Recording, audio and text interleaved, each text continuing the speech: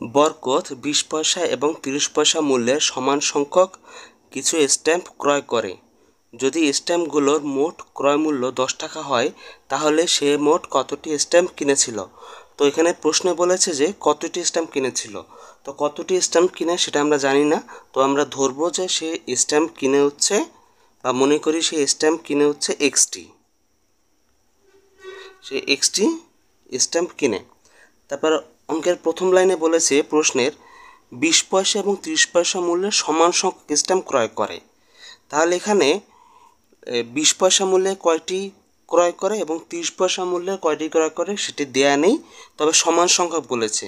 তাহলে মোট স্ট্যাম্প যদি এক্সটি হয় তাহলে দুই ধরনের সমান সংখ্যক হলে 20 পয়সারও কিনবে হচ্ছে x/2 মানে অর্ধেক, এবং 30 পয়সারও কিনবে x/2 মানে অর্ধেক ক্রয় করবে। তো এখন আমরা মোট মূল্য বের করব। তো মোট মূল্য বের করব। তো মোট মূল্য হচ্ছে এখানে 20 পয়সার স্ট্যাম্প, তাহলে 20 পয়সা গুণ স্ট্যাম্পের সংখ্যা। তো এটা আমরা গুণ করলে আমরা মোট মূল্য পাবো, মানে 20 পয়সা কতটি স্ট্যাম্প এবং কত টাকা খরচ হয় এটা গুণ করলে আমরা সেটা পাবো। তাহলে এখানে 20কে 2 দিয়ে কাটলে 10, 10, তা 10x। তারপর 30 পয়সা, তা 30 পয়সা হবে 30 গুণ x/2, 30কে 2 দিয়ে কাটলে হবে 15x। তাহলে এখানে মোট মূল্য হবে 15x plus 10x equal to 25x। তো এখানে যেহেতু 25 পয়সা বের হয়েছে, এটা হচ্ছে পয়সা, তো এই পয়সাকে আমরা টাকায় রূপান্তর করব। তা টাকায় রূপান্তর করলে 25/100, আর এখানে তো x তো আছেই, গুণ এত।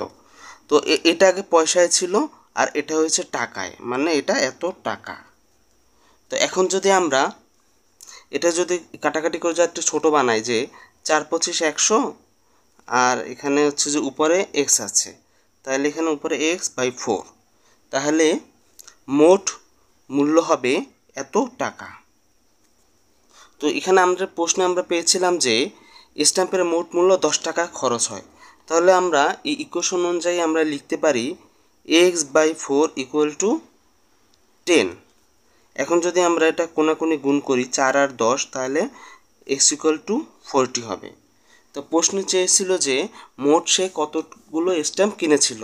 তো এখানে আমরা পেয়েছি x এর মান, এখানে আমরা লিখেছিলাম x, আর এখানে আমরা x এর মান পেয়েছি 40, তার মানে সে 40টি স্ট্যাম্প কিনেছিল। তো এখানে 40 হচ্ছে উত্তর।